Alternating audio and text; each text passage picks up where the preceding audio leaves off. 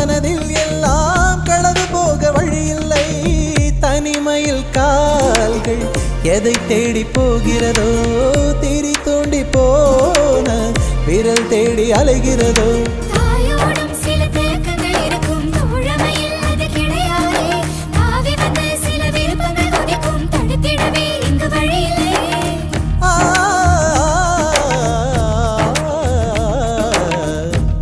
காணும் காலங்கள் கரைந்தோடும் நேரங்கள் கரையாத கோலம் போடுமோ.